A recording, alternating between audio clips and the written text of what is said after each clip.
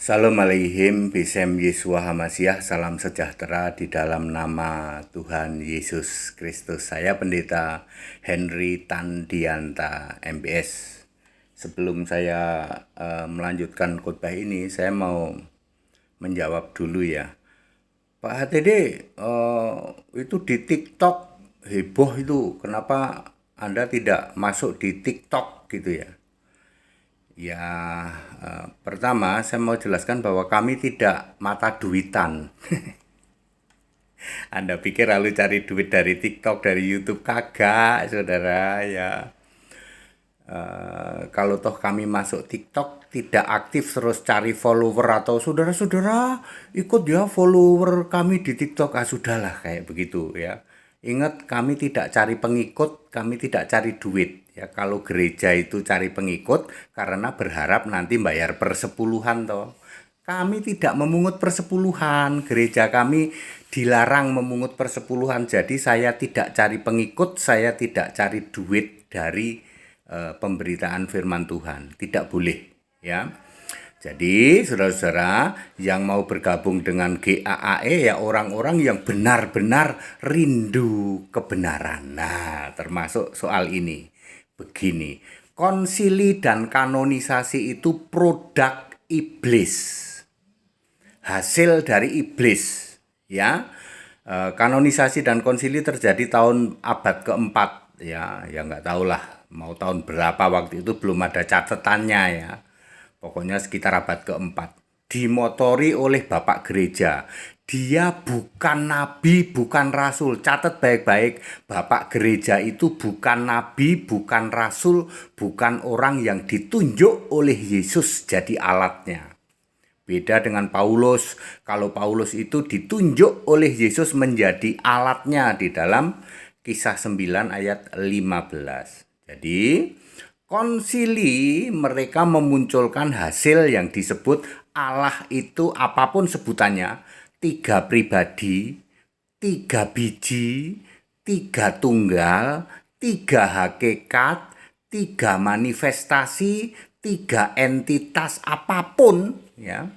Apapun ya, mereka menolak yang namanya Allah itu roh. Ingat, hasil konsili adalah menolak Allah itu roh. Mereka memunculkan Allah itu harus berwujud. Bisa disebut pribadi, bisa disebut entitas, bisa disebut buah atau biji, bisa disebut manifestasi, bisa disebut lagi hakikat ya. Jadi hasil utama dari konsili adalah Allah itu 3. Ya, mereka entah ngomong 3 tapi satu apapun lah ya. Ya, oke. Kemudian mereka melakukan kanonisasi. Apa yang dikanonisasi? Pada abad keempat Perjanjian Baru naskahnya masih banyak yang bolong-bolong. Baru sekitar 60% ditemukan. Makanya nanti akan muncul ayat-ayat dalam kurung. Ingat nggak? Ayat-ayat dalam kurung dulu banyak sekali. Makin hari makin tambah bolong-bolongnya itu baru digenapi, baru full tahun 1947 sampai 1956 setelah ditemukannya naskah Laut Mati. Nah, mereka mengadakan konsili pada waktu itu Alkitab Perjanjian Baru belum ditemukan, masih bolong-bolong. Ya, masih banyak bolongnya. Lawang komplitnya saja baru ditemukan 1947 kok.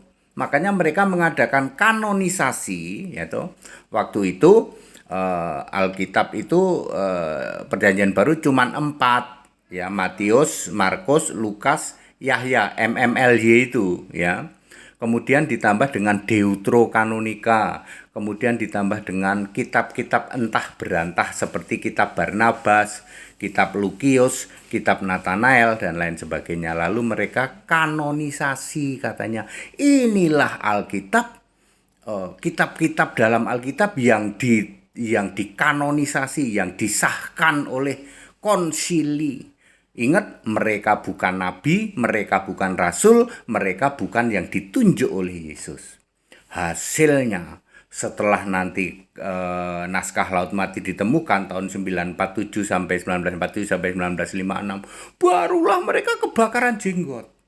Hasil konsili Allah yang tiga biji itu, atau berbiji apa, berpribadi tiga itu, ya, di situ Yesus nggak pernah jadi Allah. Ingat, Yesus tidak pernah jadi Allah. Yang selalu jadi Allah itu ya Tritunggal itu, Bapa, Anak, Roh Kudus itu, ya.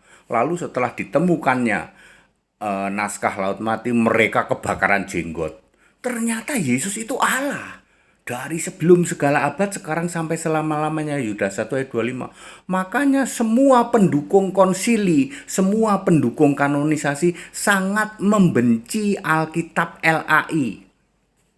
Catat baik-baik, semua pendukung konsili, yaitu gereja-gereja penyembah patung, gereja-gereja penyembah segitiga, Tritunggal Maha Sesat, sangat membenci Alkitab LAI. Di dalam Alkitab LAI, Yesus Kristus itu satu-satunya Allah dari sebelum segala abad, sekarang sampai selama-lamanya. Sementara mereka meyakini yang jadi Allah itu Bapa. Yesus nggak pernah jadi Allah. Ternyata setelah ditemukannya naskah Laut Mati, ternyata Yesus itu Allah. Dari sebelum segala abad, justru Bapa tidak pernah sedetik pun jadi Allah.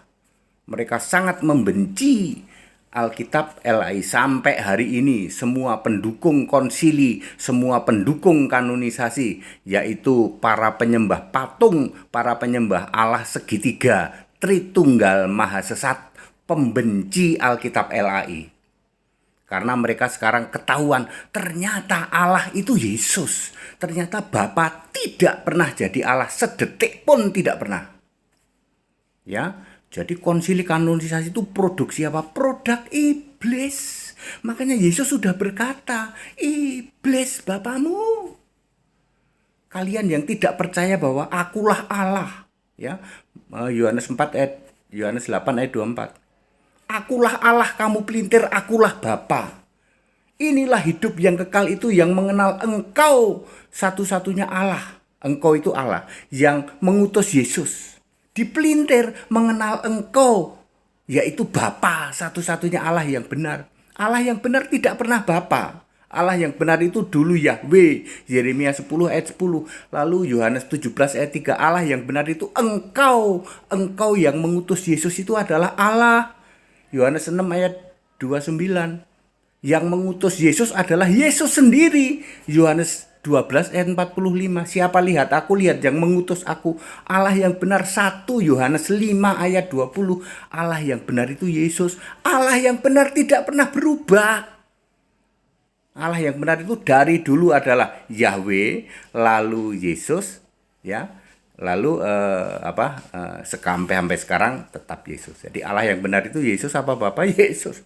Bapa sedetik pun tidak pernah jadi Allah. Makanya para penganut, para pemuja konsili dan kanonisasi itu sangat membenci terhadap Alkitab LAI. Siapakah mereka? Mereka adalah penyembah Bapa, penyembah Tritunggal Maha Sesat, penyembah Allah segitiga.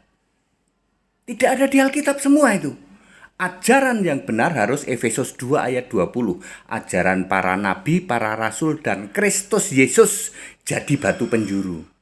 Mereka penyembah Tritunggal Maha Sesat, penyembah Allah segitiga. Ajarannya adalah ajaran Bapak Gereja.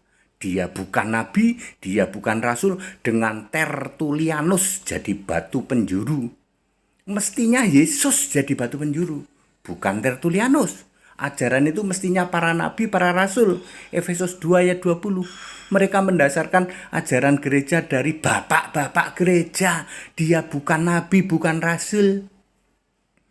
Lalu membuat konsili. Siapa di balik itu semua? Iblis. 100% konsili dan kanonisasi adalah produk iblis. Silahkan dibuktikan sekarang.